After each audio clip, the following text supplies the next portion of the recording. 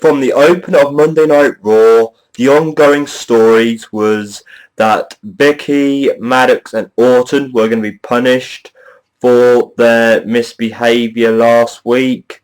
There was not much sign of Kane apart from in the opener, which was quite disappointing. And Orton, for some reason, the top of the WWE, who's meant to be the top heel of the company right now, needs help in his matches and segments and stuff. This is really not making Orton look like the Orton who he used to be, the top heel, the Viper, the legend killer. He doesn't look anything like that. So that was quite annoying, and us fans who wanted to see the Orton heel turn, we got it, but I think the WWE are letting it down. We get to the first match of the night, Orton defeating Brad Maddox in a no disqualification match. There's not really much to say, but seeing Brad Maddox wrestle again was painful. They made him the Raw general manager because he cannot wrestle. He's just not got what the WWE are looking for. So to go against Orton and for Orton to beat him down was, okay, a good kickoff match. I just think that Orton should have punted him. But that's just me being a little bit cruel to Brad Maddox. And then AJ faces and defeats the ever so ill or tired Vicky Guerrero, who before a match keeps she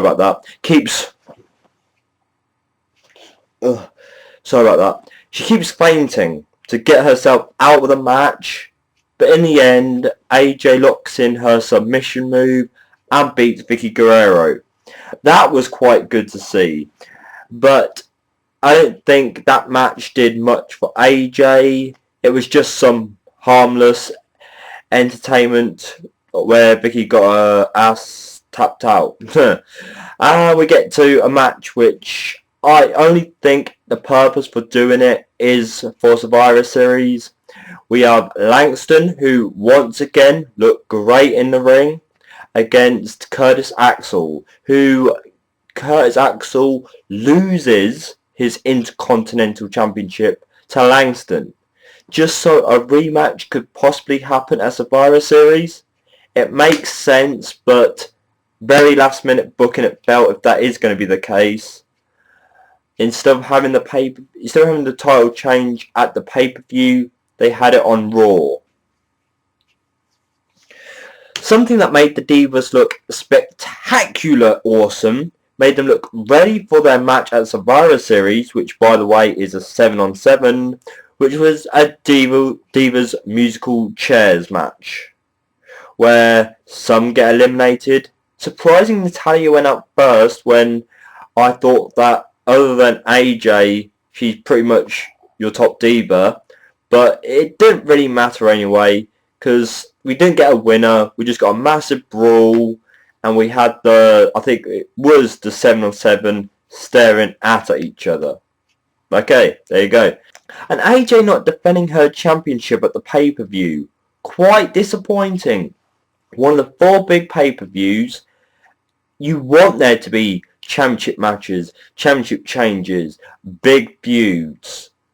But instead of getting AJ defending her championship in a worthy feud, she's involved in the 7-on-7.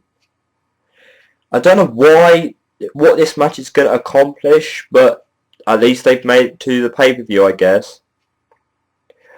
The Big Show defeated Ryback. Excited? I don't think so. The only good thing about this match really was that Ryback lifted up Big Show. So for Ryback to get that spot was nicely done. But of course, the Big Show was going to get the win because he's got the match at Survivor Series. And after the match, you have Orton trying to sneak attack the Big Show, only for the Big Show, I think, to spear Orton. And that's the final interaction you get between these two men. It's a WWE Championship match, which, yes, over the past weeks it's had pretty good build. So let's just hope the match at the pay-per-view pays off, where there'll be no interference, just Big Show versus Randy Orton. And who are you rooting for? Would you like Orton to beat Big Show or Big Show to beat Randy Orton? The Real Americans defeated Kofi and The Miz, or shall I say, the Real Americans defeated Kofi, because The Miz did a heel turn, jumped off the apron and went, and Miz is turning heel, it looks like. We may get the filler match, Kofi Kingston versus The Miz. Who cares? Miz, I think I wanted to see get rebuilt back up, but right now the WWE have dropping him. I bet they have no future plans for this heel turn. It's just to give Miz something on TV. And the two guys who are not where they should be right now, Dolph Ziggler defeats Damien Sandow in a Broadway brawl, which is basically a hardcore match, but with instruments. And you have Ziggler win.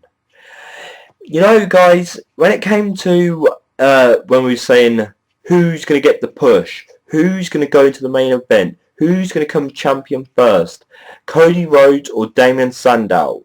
A lot of the money eventually got taken off Cody when he was the IC champion and put onto Sandow. And now the money's being put back onto Cody. Damien Sandow is just not the guy who is going to be up there as a next built-up star, which is a shame because that was the original plan. As for Ziggler, no direction. He's just there to look good and show off. And Triple H wanted that to be entertaining, and it was in some way, but the two wrestlers involved, I guess all they can give us now is entertainment. And the best person to greet anyone who steps through the WWE door is John Cena, your top guy in the company, Mr. WWE himself, and he's greeting the Florida Georgia line, who were the performance for tonight's Raw. And my big question is, why is this Raw got a theme? You know, it's like there are many states in the United States. There's the UK, there's other various parts of the world. They don't get special treatment. Explain why. Not saying their music was bad, because, you know, it may have got some people dancing, singing along, as you saw in the audience. But why were they there, apart from just because they did a theme song? Why did Raw have to be themed? But then we get John Cena, who for a split second puts over Del Rio's performance and attacks over Cena, before Cena gives us a 5-10 minute promo on him being so great, why he should be World Heavyweight Champion, why the crowd love him, and it was just so boring. Other wrestlers have put over John Cena, now John Cena's put over John Cena. I know you need confidence, but Cena, shut the hell up! Del Rio comes out and cuts a little promo, only for Cena to reveal he doesn't need the cast, he doesn't need the sling, sorry, and he's totally okay. Da-da-da! Del Rio, I'm coming for you! Basically what's going to happen is Cena's going to retain. Then we get R-Truth. I miss this guy. And Woods from NXT defeating the Rhinestone Cowboys. 3MB. Okay, there you go. The entertaining thing about this was the dancing, even though it cut out just before Woods was about to do the W-O-R-M, it's the worm! That would have been entertaining to see. R-Truth picking up Woods in his debut in WWE.